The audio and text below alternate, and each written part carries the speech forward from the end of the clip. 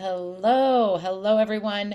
Welcome. I am Carolyn, your host. Welcome to this week's episode of Weekly Minis, your bite-sized workshop on the hottest acro topics. Now, I'm just going to get myself situated here so that I've got everything organized. There we go. We're excited about this workshop today, but you can reference all of our previous weekly minis and more amazing content on our Acrobatic Arts channel on YouTube.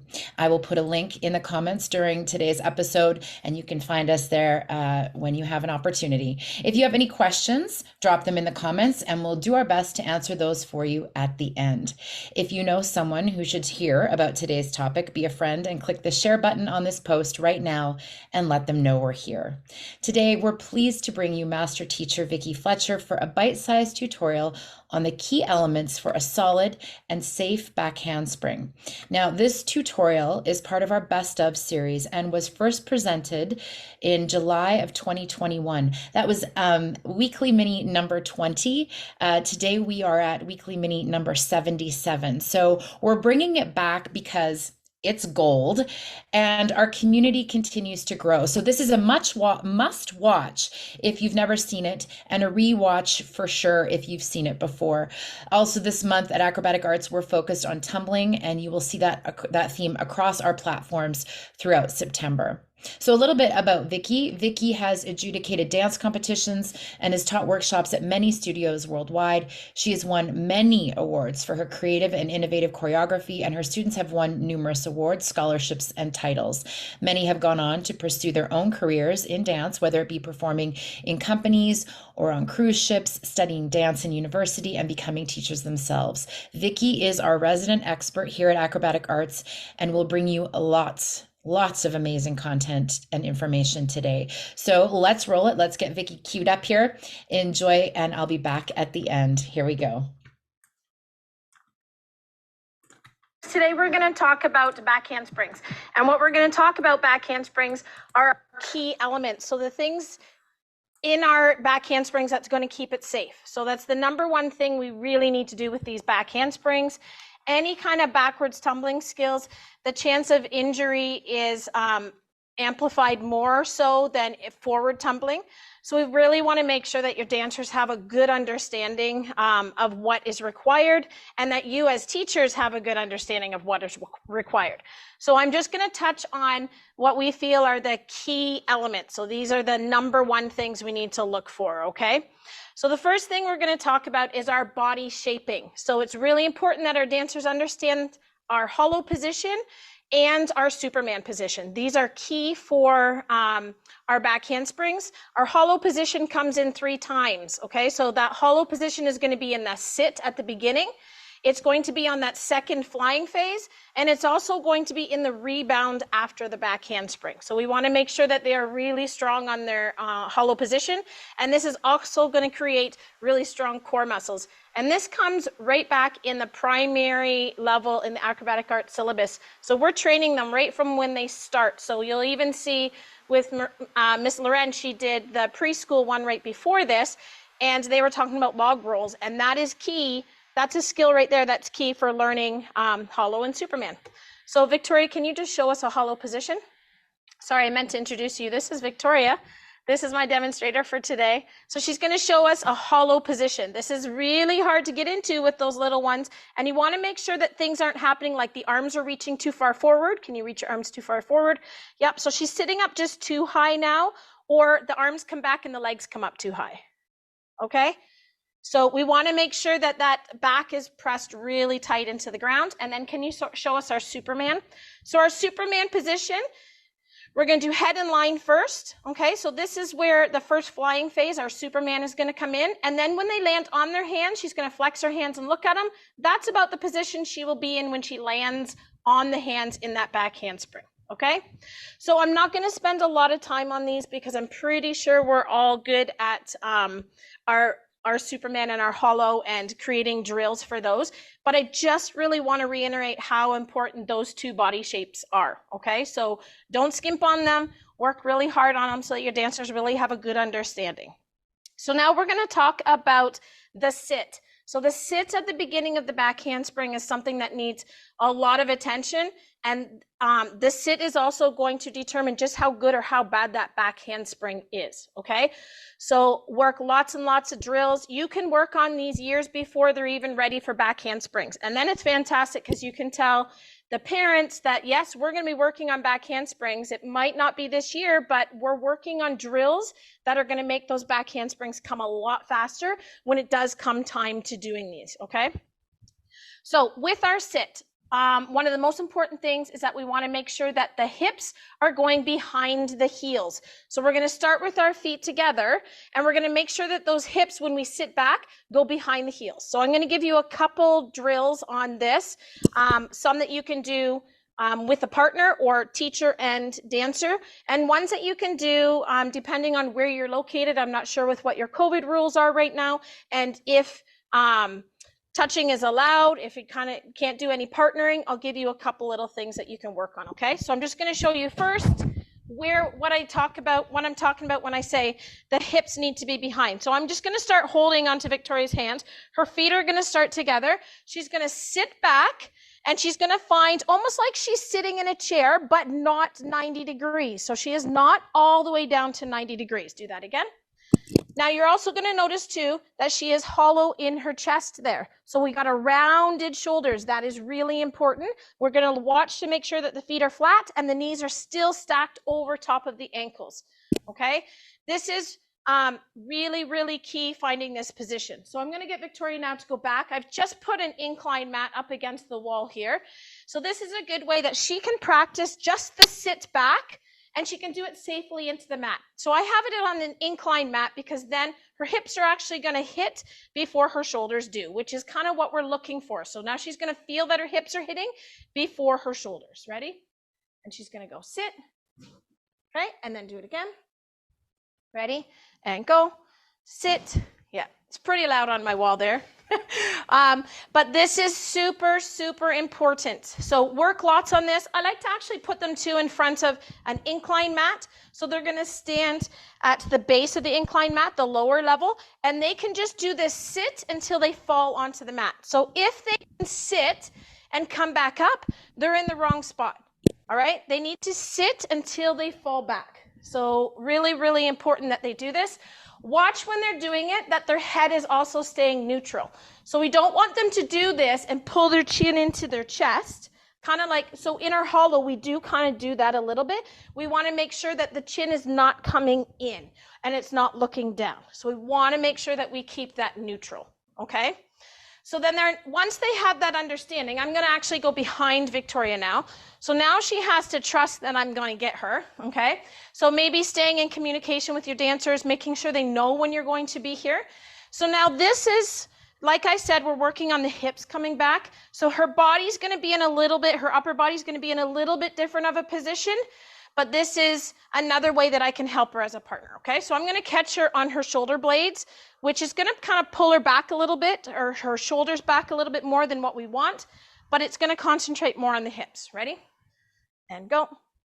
So the hips are behind. And go. So all I'm doing is absorbing her weight. One more time. Okay?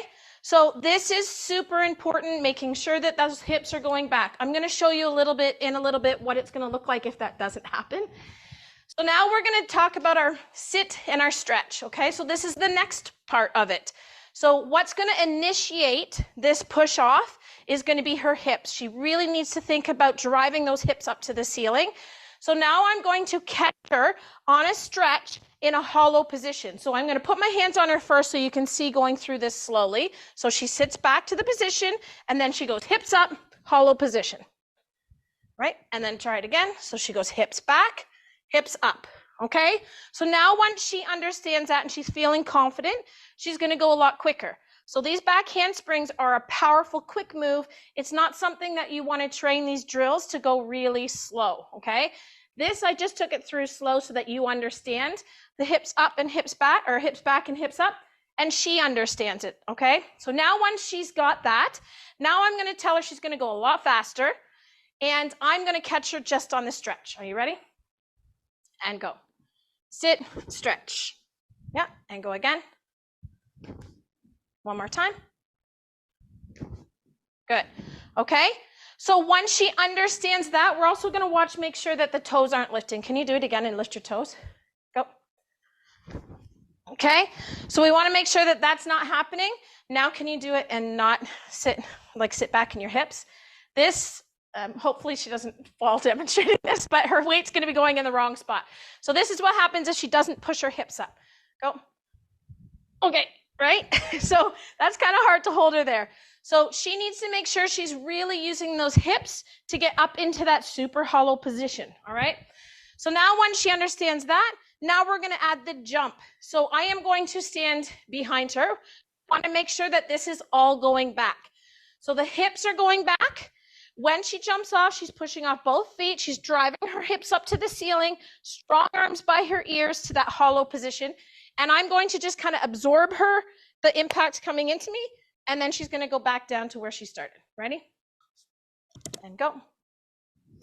Good. And again.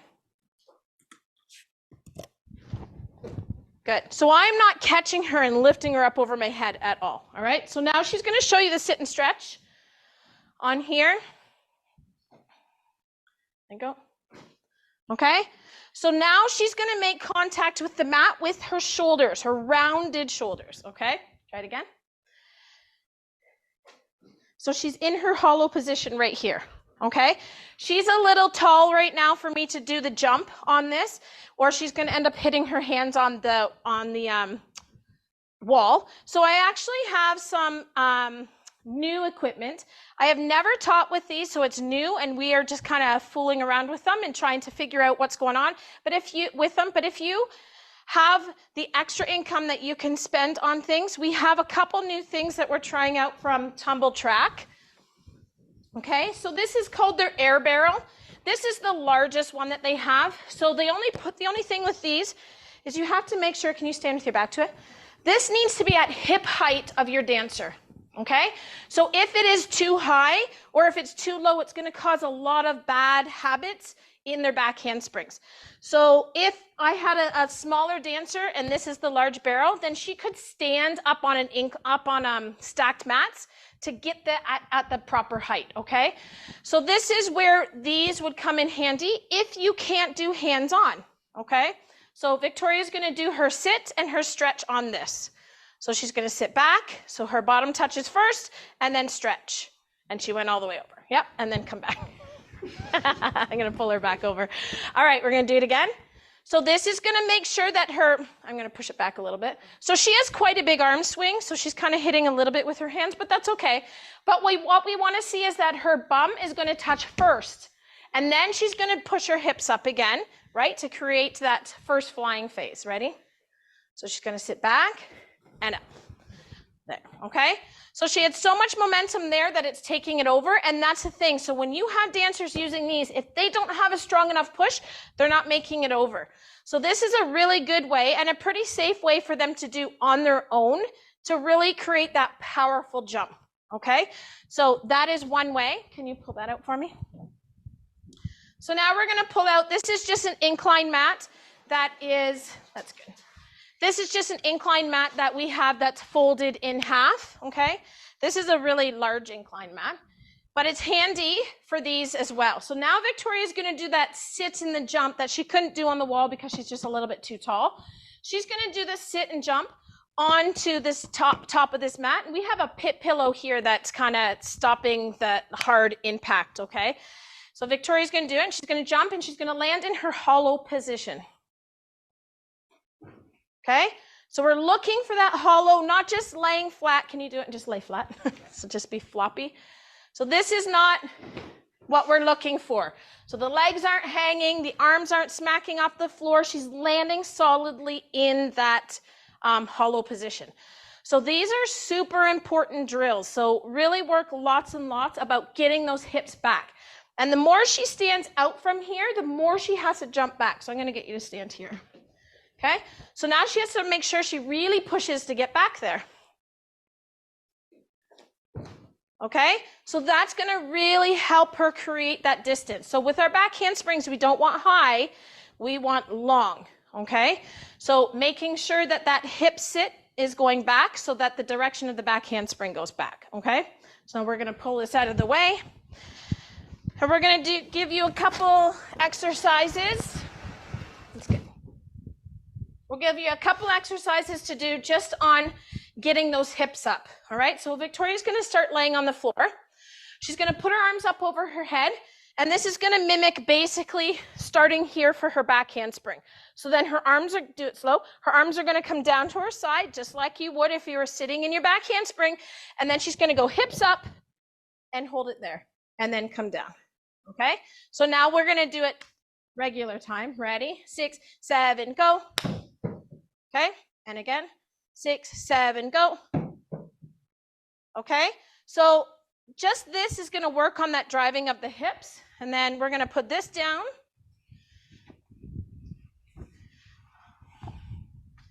This is just a smaller mat. So I'm gonna get Victoria now to put her feet up on the mats. She's gonna do the exact same drill. Ready? And. Okay, so this is really working on the hip drive, and go. Okay, and then the last one, actually I like this one the best, so I'm gonna sit her. Victoria could actually be even higher. Move forward a bit. Actually, you're a little far. With Victoria, I would actually do a little bit higher for her, but this would be good for some of the smaller ones. She's gonna start her arms in front. She's not gonna be able to do a huge arm swing, obviously, because the floor is there, but this is really making her use more upper body and hip action to get up into that hollow position. So now she's going to throw her body back up onto the mats and up. Okay, and again. Okay, so this is another good drill. Lots of drills, spread them all out all over your room, and it's going to allow you to do other things. So you might have ones, even if you have dancers that are still working on their back handsprings, they're actually physically doing it. This is something that I 100% believe needs to be spotted. This is not something that I would ever teach a brand new student how to do a back handspring over Zoom, okay? I 100% believe that they need the spot. They need the hands-on for this just to make sure that they are safe at all times, okay? So when we are also doing this, we're gonna look for things like her head going forward. So I'm gonna show you just in a couple minutes some things that are gonna happen on your back handsprings if the key elements are overlooked, okay? So a lot of the times on our Facebook page, we get a lot of questions about back handsprings and figuring out what's going wrong and asking for suggestions on helping them. And so these are some of the biggest things that I find are the causes of things. So the first one we're going to talk about is our feet moving at the beginning.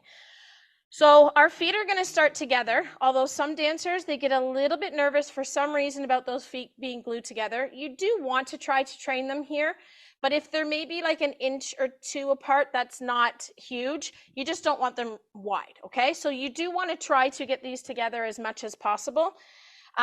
But what you want to look for is that when they go to do their back handspring, those feet should not move at all. So first of all, I'm actually going to get Victoria to do a good back handspring.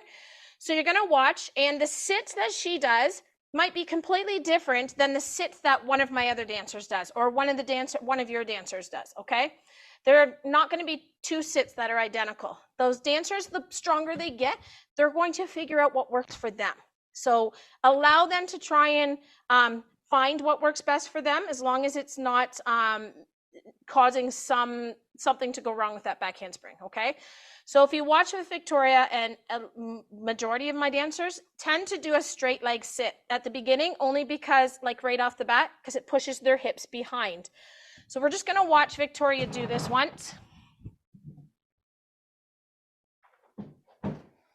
Okay, so that is a pretty solid back handspring. It's nice and quick and powerful, what we're looking for. So I'm going to show you now if somebody moves their feet at the beginning. So this to me is, they're really unsure and they're lacking confidence in this skill. And so I probably would stop letting them do it on their own, and I would get my hands back on them again, okay? Because to me, if they're doing like a little jump or moving those feet, that's what it's showing. They're unsure and they're kind of questioning the skill of what they're doing, okay? So Victoria's going to demonstrate this.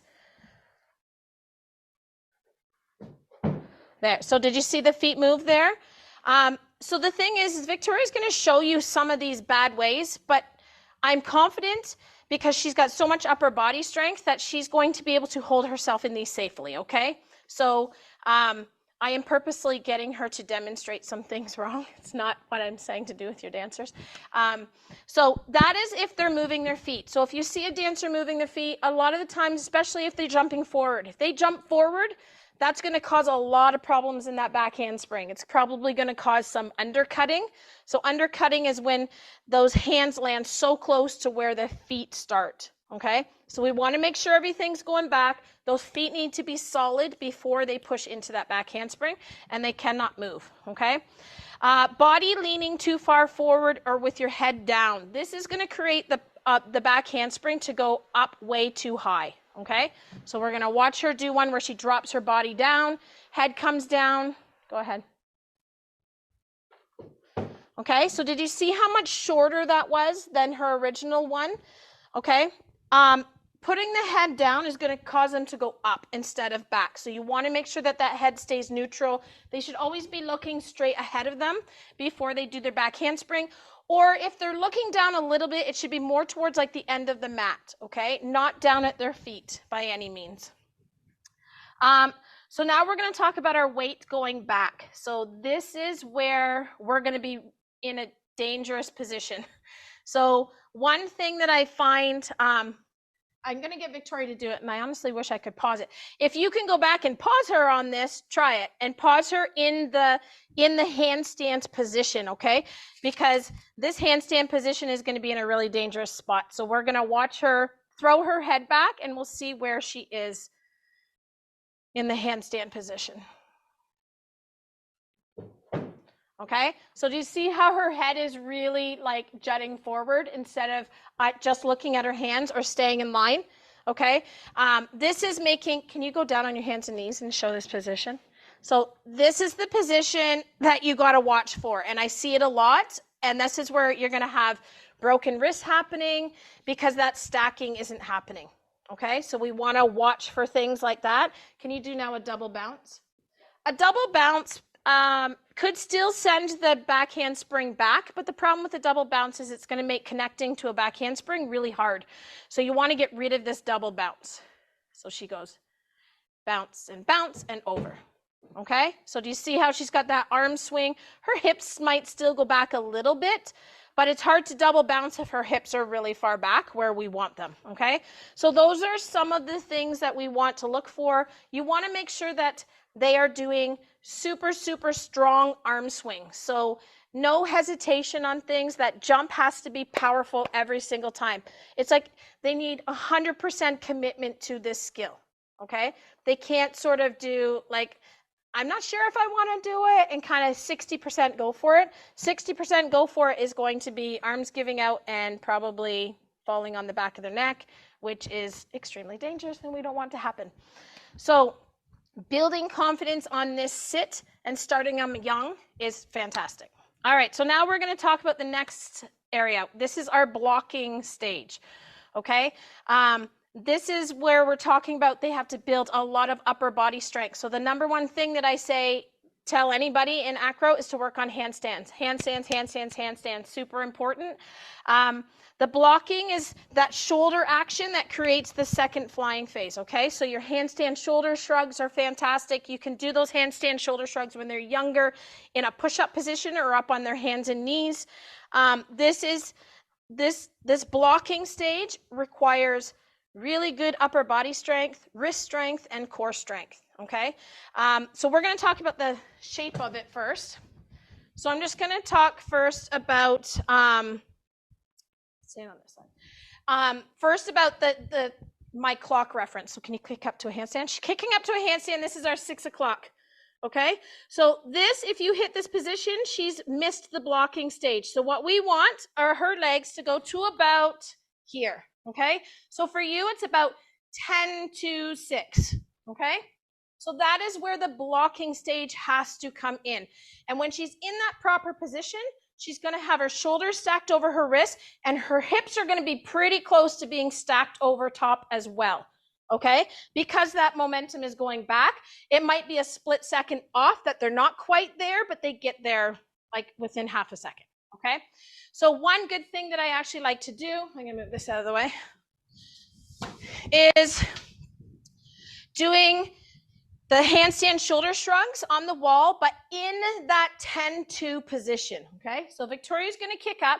She's gonna get into her best position for where she would be blocking, and then she's gonna sink in her shoulders, and then she's gonna pull up to her hollow position, and then she's gonna sink and pull up to her hollow, and then come down, okay? So this is going to build a lot of lower back strength to be able to do this. It's gonna get her to understand that as soon as she jumps back, she's going to sink in her shoulders, right? And then she immediately has to push out. So getting this proper position is really important. And finding that proper position is going to depend on that sit, okay? So I'm going to tell you that the 90% of the problems are going to come from that sit and from lack of upper body strength. So if Victoria jumps into this and she's undercutting, or she doesn't quite hit that 10 pass position, she's going to have a lot of problems coming down. So I'm going to get Victoria to show you a back handspring that doesn't block, okay? So this is what it looks like if that block doesn't happen, okay? And that is common, especially if you're teaching them from when they're younger. This is showing that they just don't have enough upper body strength to create that second flying face. So this is where you're going to get them on the wall doing the handstand shoulder shrugs, donkey kicks, handstand hops, all of those things to build strong upper body, okay? So you can also take them. Can you come and do it? And I'm going to do the sit. So this is hard with Victoria because she's like the same height as I am. But this is what I do with my little ones. So I get them to actually sit back with all their weight into my arms where they would normally be to take off. And then I get her to go from there. So she's not going to be able to do the block or anything at the end, but it's going to help her kind of understand where she needs to be. Okay. So she's going to sit back, and I'm going to have her in the position she needs to be in. And then she's going to spring from there. Okay. So that's what I do with my little ones. I pull them, get them to feel exactly where they are, and then they go. You can also stop them in that handstand, in that 10 pass, and make sure that they are nice and stacked, okay? So super important on these back handsprings that those hips are stacked over top of the shoulders, shoulders are stacked over the wrists, so that we are not having any breaks in there. If they are arching way too much, they're gonna come into a lot of problems with that block, okay?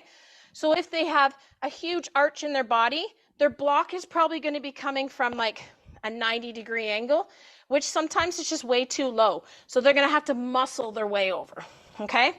So all of these things are, well, these two things, the sit and that block, those are the two main areas that I want you to pay attention to when you're teaching your back handsprings.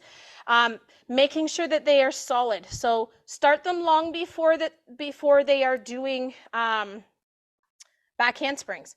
So say you want to start back handsprings around age 10, then from the age they're 7 up until 10, you can work on all of these drills. So then when it comes time for them to actually do the back handsprings, they're going to learn it a lot faster because they have the body awareness. I love to drill my dancers a lot on questions and asking them the different shapes so that they can really understand what's going on, okay? So that is our quick little class on back handsprings. And this is by any means not the do-all and end-all to your back handspring training, okay? So take lots of time, take the aerial back handspring workshop. That is a fantastic course that does like 2.5 hours just on back handspring drills. I didn't even touch on the second part, like the rebound or the shape of the body coming down, because we're talking about the safety a lot of this, and that the safety is going to come from that sit and that block, okay? So making sure that those two areas are strong is key. Well, there you have it. What did I say? Gold, right? Pretty amazing. Not just a tutorial, really the playbook on back handsprings. Thank you so much again, Vicki, for that. I know that there are some questions and we'll get them answered in good time. And Alejandra, thank you for that. I know that there is a question about fear when it comes to back handsprings, and it's also true that that fear comes into play after a scary incident or age. But we will get some best tips from our experts here at Acrobatic Arts. Thank you, Julie, for being here. Thank you for your comment. So, if you would like more resources like this presentation today, we have a tool for you with over 1,000 videos, hundreds of teaching tools, spotting help, drills and skills, and shared levels from our My Acro app to aid in student development. This, of course, is our Acro Dance Resource Center. And for another week, you can enjoy 10% off the Acro Dance Resource Center app for the lifetime of your account. I'll put the link in the info or in the and info in the comments for you. This sale happens only once a year, but the resources will help you up your student results in the studio every single day. Thank you so much again, Vicki and her demonstrator, Victoria. Thank you, teachers, for joining us for this weekly mini. Join us next week when Sarah Reese brings us Anatomy 101, Understanding Bridges. We'll see you then. Thanks, everybody. Bye.